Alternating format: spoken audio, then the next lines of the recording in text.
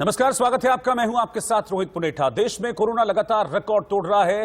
रोजाना कोरोना के मरीजों के आंकड़े तेजी से बढ़ रहे हैं। देश में अस्पतालों में बेड कम पड़ रहे हैं। ऑक्सीजन सिलेंडर्स की मांग लगातार बढ़ती जा रही है।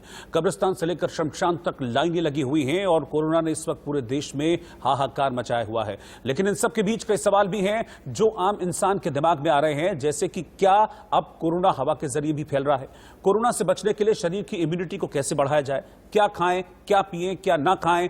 होम आइसोलेशन में हैं तो फिर क्या करें? इन सभी सवालों के जवाब जानने के लिए हमारे साथ देश के बड़े डॉक्टर्स का एक पैनल मौजूद है। हम उनसे वो सवाल जानने की कोशिश करेंगे जो कि एक आम आदमी के शख्स में, आम आदमी जो है उनके मन में उठ रहे हैं, एक आम लोगों के मन में उठ रहे हैं कि कोविड से हम कैसे बचें, कोविड के दौरान क्या कुछ सावधानियां बरतने की जरूरत है, ये जो नया स्ट्रेन है ये कितना खतरनाक है, ऑक्सीजन सपोर्ट को लेकर कई तरह की भ्रांतियां हैं। तो इन तमाम भ्रांतियों को हम इस खास शो के जरिए दूर करने की कोशिश करेंगे। मेरे साथ खास मेहमान देश के बड़े डॉक्टर्स इस वक्त जुड़ गए हैं। डॉक्टर अंकिता वैद्य मेरे साथ हैं, संक्रामक रोग विशेषज्ञ। डॉक्टर क्रुशित पटेल इस वक्त हैं, सीएमओ दिल्ली इस वक्त साथ में हैं। और डॉक्टर श्वेता अग्रवाल, होम्योपैथिक सलाहकार भी हमारे साथ हैं। आप तीनों का बहुत बहुत स्वागत है। डॉक्टर श्वेता, डॉक्टर अंकिता, मैं आपसे शुरुआत कर रहा हूं। नए स्ट्रेन को लेकर सबसे ज्यादा डर है लोगों के मन में कि भाई ये नया स्ट्रेन है, ये क्या है? क्योंकि नया स्ट्रेन जब से सामने आया है उसके बाद से केसेस में बहुत तेजी से इजाफा हुआ है। यह भी लगातार कहा जा रहा है कि यह नया स्ट्रेन बहुत ज्यादा तेजी से संक्रमण को फैला रहा है और इसी का नतीजा है कि पिछले 3 दिनों से हम 2 लाख केसेस पर डे देख रहे हैं। कितना खतरनाक है, कितना घातक है और इसके तेजी से फैलने के पीछे क्या वजह है? डॉक्टर अंकिता। जो न्यू स्ट्रेन हम देख रहे हैं इसमें सबसे खास बात यह है कि इसमें जो लक्षण है वो पुराने स्ट्रेन से थोड़े डिफरेंट है।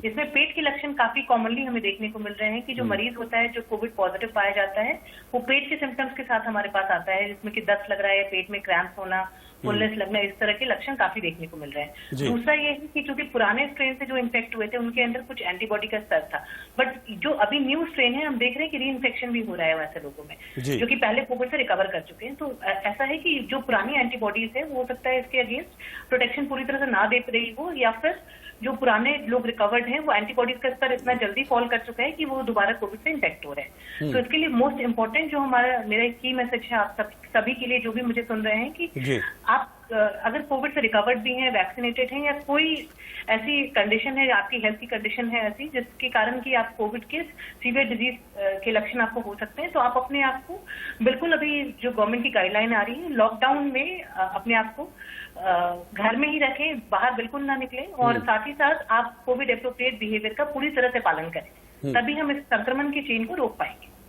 ठीक है, मैं डॉक्टर क्रुशित पटेल के पास चल रहा हूं। डॉक्टर क्रुशित पटेल, इस नए वायरस को लेकर, जैसा कि अभी डॉक्टर अंकिता ने बताया, इसमें एक और सवाल है नए वायरस को लेकर, क्योंकि कई तरह की स्टडीज पिछले 2-3 दिनों में सामने आई हैं और इसमें यह कहा जा रहा है कि ये नया वायरस अब हवा से भी फैल जा रहा है। यानी कि 2 शख्स अगर आसपास खड़े होकर बात कर रहे हैं तो हवा से भी ये ट्रांसमिट हो जा रहा है दूसरे लोगों में, और ऐसा नहीं है, सामने जितने लोग हैं उनको भी ये इफेक्टेड कर दे रहा है। क्या ये सच है? और अगर है तो फिर हमको और क्या सावधानियां बरतने की जरूरत है? बिल्कुल, पिछले वायरस के मुकाबले इस वायरस में जो संपर्क समय था, जैसे पहले एक वायरस था जो उसको 10 मिनट में वो अगर आप किसी के संपर्क में आते हो तो वो आप उनको इन्फेक्ट कर देते थे। अब जबकि नया जो वायरस है वो काफी इन्फेक्शियस है और हाईली कंटेजियस है। तो आप अगर 1 मिनट भी उस मरीज जिसके शरीर में वो वायरस है, 1 मिनट में भी अगर आप उसके संपर्क में आते हो तो वो तुरंत आपको उस वायरस का संक्रमण लग सकता है। और साथ में ही आप अब देखेंगे कि 80% जो एसिम्प्टोमेटिक पेशेंट आज तक घूम रहे हैं हमारे हॉस्पिटल में, इमरजेंसी में, आप देखेंगे हर तीसरा मरीज को कोविड रिलेटेड सिम्टम या फ्लू लाइक सिम्टम्स के साथ आ रहे हैं। इसके साथ साथ डायरिया, वॉमिटिंग और पेट खराब होना, ये सिम्टम्स भी आ रहे हैं जिनको नजला, जुकाम, खांसी की शिकायत नहीं है। तो ये हाईली इन्फेक्शियस है और ये सिर्फ लंग्स के साथ इन्वॉल्व नहीं है, अब ये पेट और जीआई सिम्टम्स भी इनमें आ रहे हैं। और दूसरी बात ये है कि 80% जो एसिम्प्टोमेटिक पेशेंट है, जैसे रिश्तेदार है, उनके साथ वाले घर में पॉजिटिव है तो वो खुद भी पॉजिटिव, उनको पता नहीं है, तो वो लेकिन मार्केट जा रहे हैं, बाहर जा रहे हैं, तो बहुत ही इजीली जल्दी स्प्रेड कर रहे हैं। तो इसलिए इसको रोकने की, चेन ब्रेक करने का एक ही उपाय है लॉकडाउन लगाना। क्योंकि हमने जो देखा है कि फैमिली में अगर एक मरीज भी अगर पॉजिटिव आया है तो उस पूरे फैमिली में 3 से 4 लोग तो मिनिमम आरटीपीसीआर में पॉजिटिव पाए गए हैं। बाकी जो नहीं पाए गए हैं वो भी एसिम्प्टोमेटिक कैरियर है, उनमें भी वायरस का संक्रमण है, क्योंकि ये इतना हाईली इन्फेक्शियस और कंटेजियस है कि ये फैमिली को सबको स्प्रेड हुआ है। विद इन 1 मिनट मिनट के स्पैन में अगर कांटेक्ट में भी वो फैल रहा है। तो हमारा यही एक सरकार से निवेदन है कि स्ट्रिक्ट लॉकडाउन लगाया जाए, क्योंकि 20,000 की एवरेज से डेली केसेस आ रहे हैं। 20,000 में मान लीजिए आपके 2,000 या 3,000 भी ऐसे पेशेंट्स हैं जिनको हॉस्पिटलाइजेशन की जरूरत है, तो डेली 3-3 हजार आप पेशेंट को कहां एडमिट करेंगे? हमें ये चेन इसलिए ब्रेक करना है क्योंकि जिस तरह बेड भरे जा रहे हैं, हमें 15 दिन का या 2 वीक्स का समय चाहिए, क्योंकि जो पहले से एडमिटेड है उस पेशेंट को ठीक होकर डिस्चार्ज होने में हमें 1 से 2 हफ्ता लगेगा। तो इस चेन को ब्रेक करना ही जरूरी, अभी बहुत जरूरी है।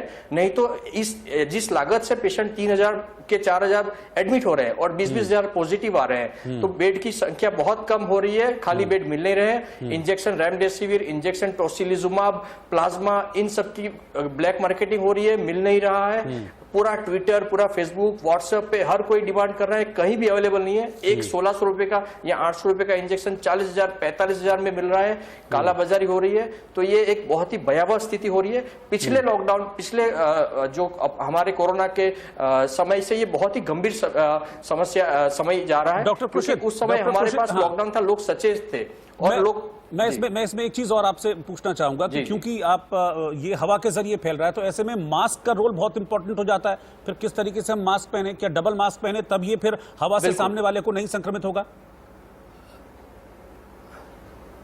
बिल्कुल, हमारे पास जो ये N95 मास्क आते हैं, ये N95 आपको पूरा मास्क फेस से कवर करेगा, लेकिन जो आपके पास सर्जिकल मास्क या कपड़े का मास्क है जो साइड से खुला रहता है या ऊपर से नोज के एरिया से, तो उस कंडीशन में आपको डबल मास्क जरूरी है।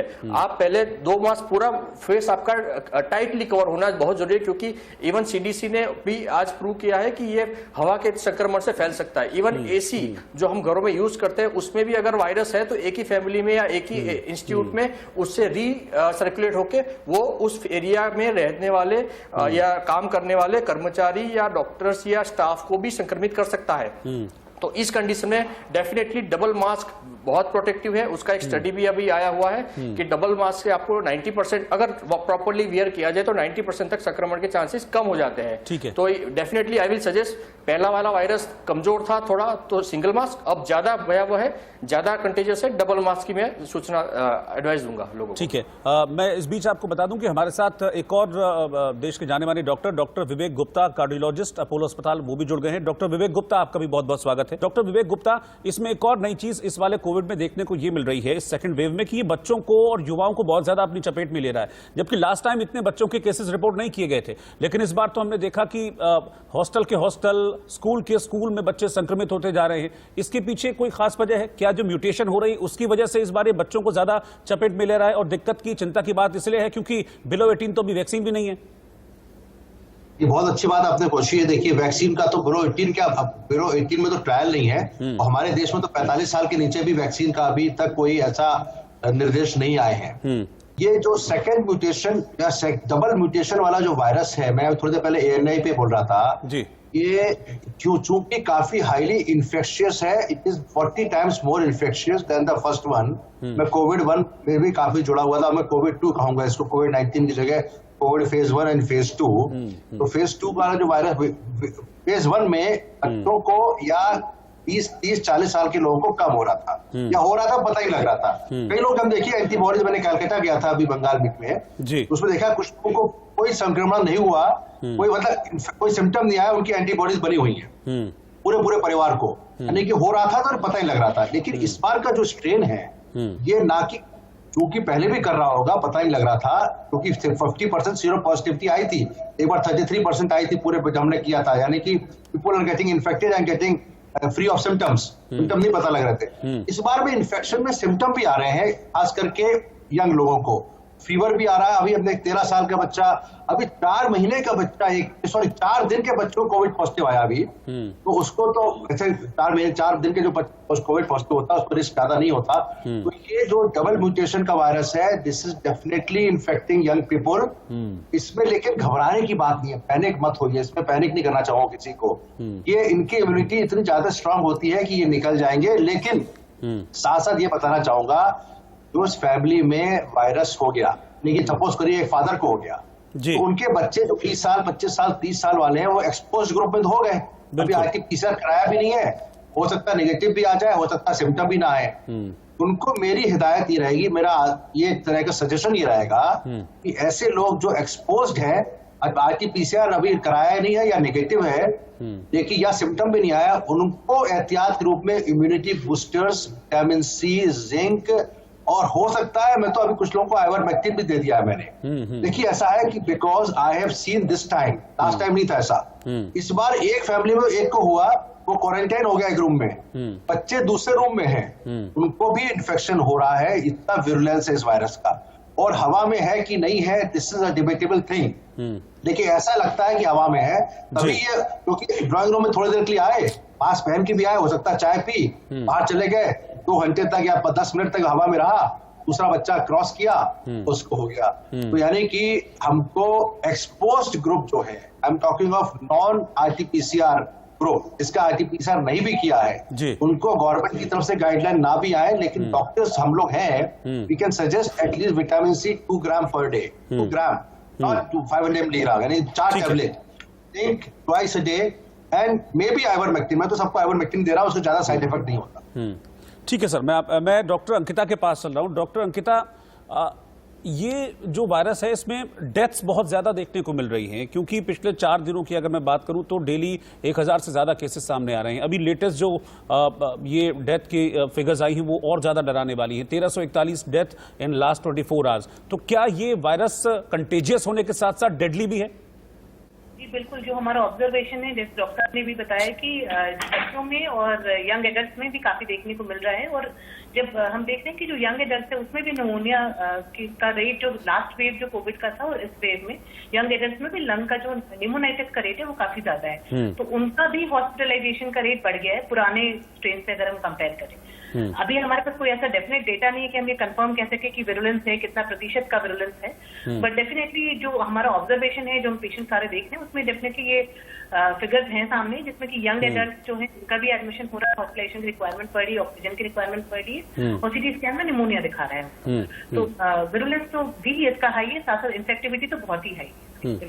ठीक है, मैं डॉक्टर श्वेता अग्रवाल के पास चल रहा हूं। डॉक्टर श्वेता, शरीर की इम्यूनिटी बढ़ाने के लिए हम क्या कर सकते हैं? क्या ऐसी होम्योपैथिक में जो दवाएं हैं जिनको आप प्रिस्क्राइब करना चाहेंगे, जिससे कि बॉडी एक इम्यूनिटी बढ़े? क्योंकि कोरोना को लेकर ये माना जाता है कि इट्स ऑल अबाउट इम्यूनिटी, तो क्या कर सकते हैं होम्योपैथिक में?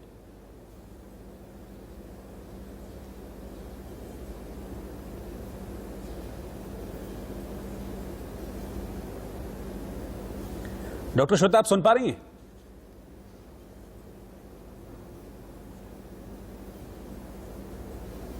डॉक्टर श्वेता, आपको मेरी आवाज मिल रही है?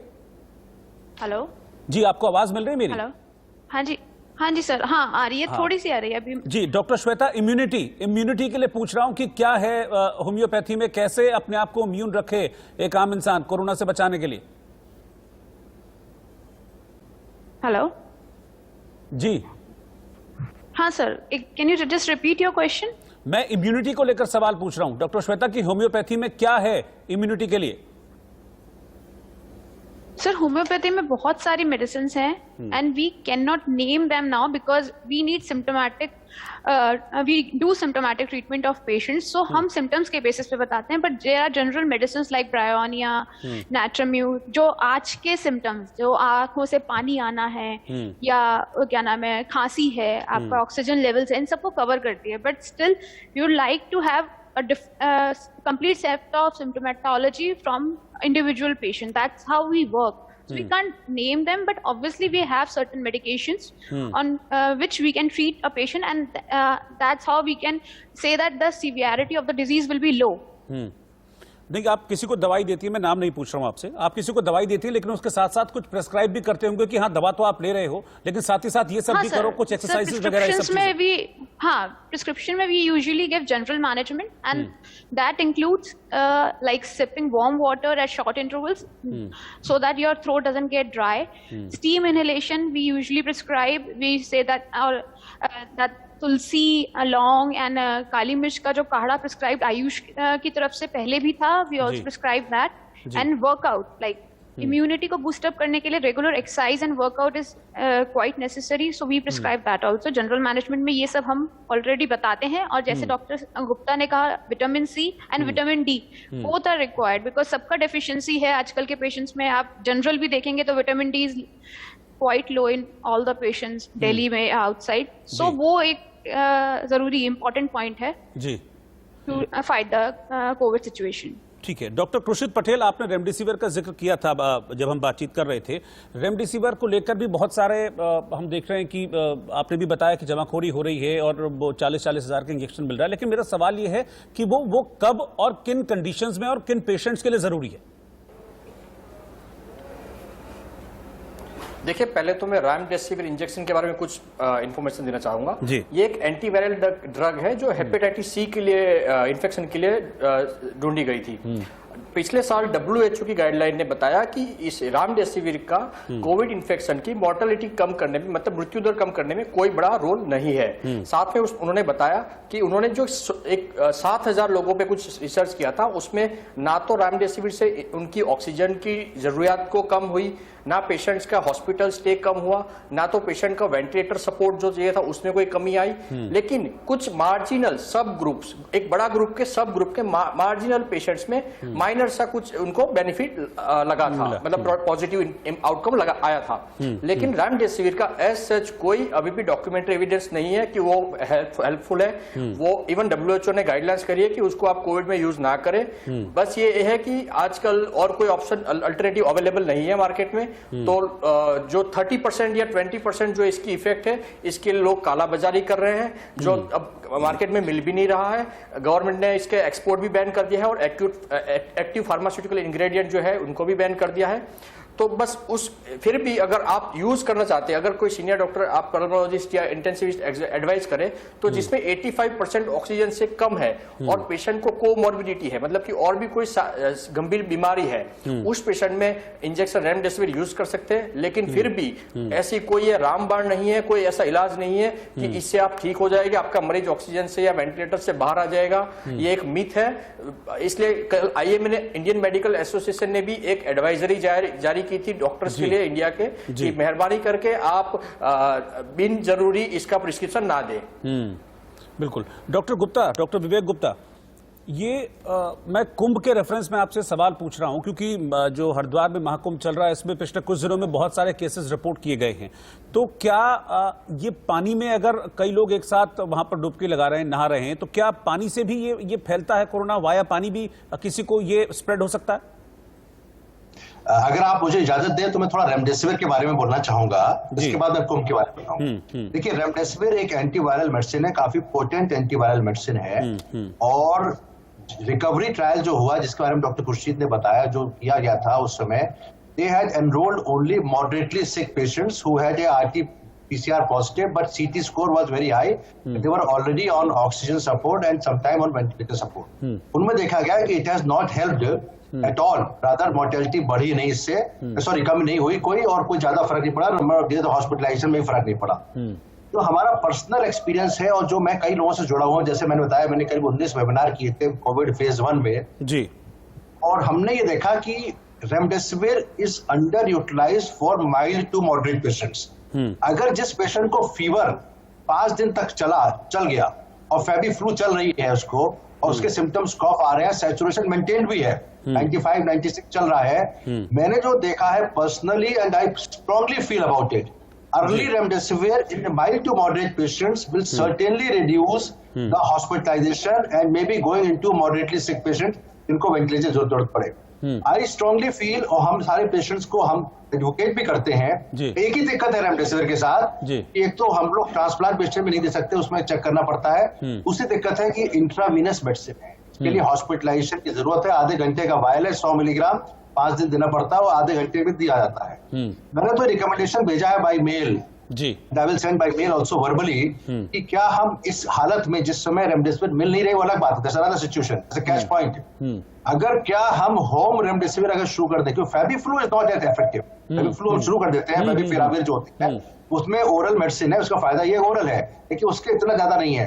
ठीक है। मेरा पॉइंट ऑफ व्यू है कि government should think can be start home remdesivir with home care and early remdesivir शुरू करेंगे, डेफिनेटली फायदा होगा एंड ठीक है। मॉर्टेलिटी कम होगी। It's the only medicine which can help. Coming to Kumbh, sir मैं एक मिनट आपको रोक रहा हूं सर, मुझे ब्रेक लेना है। मैं ब्रेक के बाद वापस लौटूंगा, फिर मैं आपसे कुंभ को लेकर जो मैंने सवाल किया है और क्या ये पानी के जरिए फैल सकता है, इसका जवाब मैं आपसे लूंगा। एक सलाहकार हैं डॉक्टर श्वेता, दो सवाल है मेरे आपसे। होम आइसोलेशन के दौरान किस तरह की सावधानियां बरतें? वो पेशेंट जिनको होम आइसोलेशन में रहने की सलाह दी गई है उनके लिए क्या सावधानियां, और उनको ये भी बड़ा कंफ्यूजन रहता है कि हम किस तरह का भोजन करें, क्या हम खाएं पिएं, कोई स्पेशल डाइट हो कि किस तरह से बैलेंस अपनी हम डाइट को करें। ये सवाल एक बहुत लोगों के मन में उठ रहा है। Sir basically it's a viral, and viral में कोई भी प्रिकॉशन जब हम बताते हैं तो हम कहते हैं there should be maintenance of fluids in your body. तो हम लोग सबको यही रिकमेंड करते हैं कि have more of fluids and heavy diet. We always say कि नहीं, don't eat heavy food because heavy food you will not be able to digest. And in this viral जो अभी स्ट्रेन है उसकी सिम्टोमेटोलॉजी में there are symptom of GI tract. So obviously we will like to tell patients कि जो है आप light food पे like khichdi, like rice, boiled rice, इस तरीके के आप अपने डाइट में फॉलो कीजिए। Eat some fruits, not like mango और something like that has a sour taste, but go for fruits like apple and everything, not in a good quantity but a few bites of it will suffice. तो हम लोग यही recommend करते हैं कि have fruits, have light diet, have more of fluids, have नारियल पानी, like जो आपका एक viral में recommendations होता है, because it's a viral, there is nothing more than that, but the thing is we are not coping up with it because हमारा hygiene is very low and we can't tell patient to ये भी recommend किया जाता है। ये भी मैंने मतलब बहुत जगह देखा है कि लोग कहते हैं कि हाँ इसमें स्टीम लेना चाहिए और गर्म पानी इसमें आप जितना दिन भर पिए 2, 4, 5 litre Garam pani is a normal recommendation all through the year because corona is not going anywhere. So whether it's winters or whether it's summers, our recommendation sip warm water at short intervals so that your throat doesn't get dry. Because जो पहले study था उसमें यही था, it gets lodged in your throat. अभी ये study नहीं है, अभी ये पैरानेजल साइनसिस पे आया है कि it gets lodged in your paranasal sinuses. That's why we recommended steam inhalation for a person who is not sick. If a person is sick he can take steam inhalation 2 to 3 times a day. ठीक है। सो हम लोग ये recommend यही करते हैं कि आप warm water, don't switch to cold drinks, don't switch to cold water, anything like that. Just take warm water, steam inhalation and have a light diet when you are in home isolation. ठीक है। Doctor Ankita, मेरा सवाल अगला है, वो भी इससे जुड़ा हुआ है कि जो लोग एसिम्प्टोमेटिक हैं या होम आइसोलेशन में, क्योंकि हम देख रहे हैं कि बहुत ज़्यादा प्रेशर बढ़ता जा रहा है, डॉक्टर्स के ऊपर भी बहुत ज़्यादा प्रेशर है, स्वास्थ्य विभाग के ऊपर भी बहुत ज़्यादा प्रेशर है, इसलिए बहुत सारे केसेस ऐसे देखने को मिले हैं कि जहाँ कोविड डिटेक्ट होता है, मरीज घर पर है लेकिन उसको कोई दवाई देने वाला नहीं आ रहा है सरकार की तरफ से। तो ऐसे में वो लोग क्या करें? क्या एक जनरल प्रिस्क्रिप्शन रहता है मरीजों के लिए कि जो खुद को होम आइसोलेट करके बैठे हैं वो क्या मेडिसिन लें? नहीं, देखिए खुद से तो सेल्फ मेडिकेशन तो बिल्कुल भी नहीं करना है। मेडिकल हेल्प तो आपको लेनी है। आप गवर्नमेंट डॉक्टर अगर आपके रीच में है तो आप गवर्नमेंट डॉक्टर की सलाह लें। MCP वाले भी काफी इन्वॉल्व हो रहे हैं इसमें, वो भी हेल्प कर रहे हैं, उनके डॉक्टर को भी आपको प्रिस्क्रिप्शन मिल रहा है। और दूसरा प्राइवेट प्रैक्टिशनर के पास भी जा सकते हैं, बट मेडिकल हेल्प इनिशियली आप जरूर लें। हाँ, एक चीज और है, अगर आपको कोविड पॉजिटिव है और आपके परिवार में सारे कोविड नेगेटिव है, बट ये इतना इन्फेक्शियस है कि आपके परिवार वाले भी अगर किसी को भी हल्का भी सिम्टम हो रहे हैं तो वो भी ज्यादातर कोविड पॉजिटिव ही निकलते हैं। तो उनको भी फिर मेडिकल हेल्प आप जल्दी कराएं। ये ना कि सोचे कि इसका टेस्ट कराएं फिर डिले होगा हमेशा। तो डिले इज ऑलवेज बैड जब हम इस वायरस की ट्रीटमेंट की बात करते हैं। तो इनिशियली जब माइल्ड डिजीज है तो भी आपको मेडिकल हेल्प लेना है, डोंट डू सेल्फ मेडिकेशन। और सेकेंड चीज है जो डॉक्टर श्वेता ने भी बताया कि जो विटामिन सी, जिंक और विटामिन डी है, ये आप कंटिन्यू कर सकते हैं अपने लेवल पे। जी ठीक है। डॉक्टर विवेक गुप्ता, आपसे मेरी बात हो रही थी, आपने रेमडेसिविर पर मुझे बताया था, मैं कुंभ को लेकर आपसे सवाल किया था मैंने कि कुंभ और पानी क्या ये वाया वाटर भी कंटेजियस है? वाया वाटर ये फैल सकता है क्या? जितनी भी स्टडीज है उसके हिसाब से तो वाटर में ये नहीं होता, खास करके पीने वाले पानी में तो बिल्कुल ही नहीं होता। एक स्टडी है जो हम बताया था मैंने, जब फेज 1 चल रहा था, लहर चली थी, तो 20 अप्रैल की स्टडी थी। अप्रैल की हमने जो वेबिनार किया था पेरिस के डॉक्टर्स के साथ में, तो रिवर सेन है, जैसे हमारे गंगा रिवर है भारत में, वैसे रिवर सेन है पूरे फ्रांस में जाती है, पेरिस में खास करके। उनके 27 सैंपल में 4 सैंपल में कोरोना वायरस मिला। अब वहां पे दहशत सी फैल गई कि virus can also spread through water. At that time later on it was further investigated, उन्होंने कहा कि शायद it was contamination, but it was not surety, check नहीं हुआ। अब हमारे कुंभ में लोग नहा रहे हैं, देखिए वहां रिवर सेन में तो कोई नहाता भी नहीं, वहां तो पानी थोड़ा सा गया होगा, कहीं से गया होगा जी। हमारे कुंभ में लोग नहा रहे हैं, अगर एक रिपोर्ट आई है पॉजिटिव तो इसको एटलीस्ट रूल आउट नहीं कर सकते कि पानी में जैसे कि एक इन्फेक्टेड आदमी गया, वो वायरस पानी में दूसरा नहाया तो उसको बच सकता है। लेकिन मोस्ट कॉमन ट्रांसमिशन तो ड्रॉपलेट है, कुंभ में साथ साथ नहाते हैं तो सांस एक दूसरे की, वायरस थोड़ा सा वहां रुका, थोड़ा वहां मॉइस्चर भी ज्यादा है, पानी है, गंगा जी का पानी है तो गंगा का पानी के ऊपर थोड़ा मॉइस्चर ज्यादा होगा, तो droplet can stay, that is why so many people got infected. तो most probably it is air transmission from one person to another person, और it could be airborne for some time. Water cannot be ruled out, इसीलिए हम लोग ने तो कुछ test किया नहीं, आगे गंगा का पानी का टेस्टिंग की जाए और फिर देखा जाए, फिर हम इस पे ज्यादा अच्छी तरह बता पाएंगे। लेकिन रिवर सेन फ्रांस में ये टेस्ट हुआ था, उनके 4 सैंपल में वायरस पाया गया था आफ्टर मेनी आवर्स, इसका मतलब पानी रुका है, पानी के अंदर वायरस रुका है, तो इसको भी हम रूल आउट नहीं कर सकते। अब कुंभ में इसी वजह से तीनों आपसे अफेक्टेड हुए होंगे, multiple people, infected people, airborne, moisture end of course वो पानी के अंदर जब वायरस रहा उसी पानी के अंदर दूसरी डुबकी लगाई तो हो सकता है, cannot be ruled out, cannot be ruled out. जी ठीक है। डॉक्टर प्रुषित पटेल, इस बार जो ये है वायरस, इसमें ये भी देखने को आ रहा है कि बहुत ज्यादा ऑक्सीजन सपोर्ट की जरूरत पड़ रही है, और ये भी कहा जा रहा है कि देश भर में ऑक्सीजन की कमी है। लगातार हम देख रहे हैं कि हर स्टेट ये कह रहा है कि नहीं हमारे पास ऑक्सीजन की कमी है, लाओ। लेकिन अगर कोई शख्स घर पर है और उसको अचानक से ऑक्सीजन की कमी महसूस होती है, तो ऐसे में वो मतलब उस शख्स को क्या करना चाहिए? अगर आपका ऑक्सीजन 93 एट रूम एयर है तो उससे कम है तो आपको तो हॉस्पिटलाइजेशन की जरूरत है। लेकिन अगर आपको घर पे लगता है कि आपके कुछ फ्लक्चुएट करता है बिटवीन 94 टू 100 और ऊपर नीचे जा रहा है, तो आप एक तो पहले वॉक टेस्ट करके देखिए। अगर आप 5 मिनट्स वॉक टेस्ट करके अगर आप रीचेक करेंगे और आपका 5 to 10% डिक्रीज हो रहा है तो इट इज इंडिकेटिंग कि आपके कोई लंग में ज्यादा इन्फेक्शन है और आपको डैमेज हुआ है, आपको हॉस्पिटलाइजेशन की जरूरत है। अगर फिर भी वो इतना डाउन नहीं जा रहा है और 94, 98, 90 के बीच में मूव कर रहा है, तो आपको पेट के बल लेट के, आजकल जो मैंने देखा है कुछ पेशेंट्स में वो एडवाइज करते हैं पेट के बल लेटने से आपका जो प्रोन पोजीशन कहते हैं जिसको, उसके बल लेटने से आपकी लंग्स को एक्सपांड करने की काफी स्पेस मिलेगी और उसमें ऑक्सीजनेशन की मात्रा बढ़ेगी। तो उसके आप YouTube पे भी या गूगल पे फोटोज देखेंगे तो वो एक आपको प्रोन पोजीशन में लेटने पे पेट के बल और पैर के पास आप आगे पिलो रख के उसको एक्सपांड करने की स्पेस देके आप ऑक्सीजनेशन घर पे बढ़ा सकते हैं।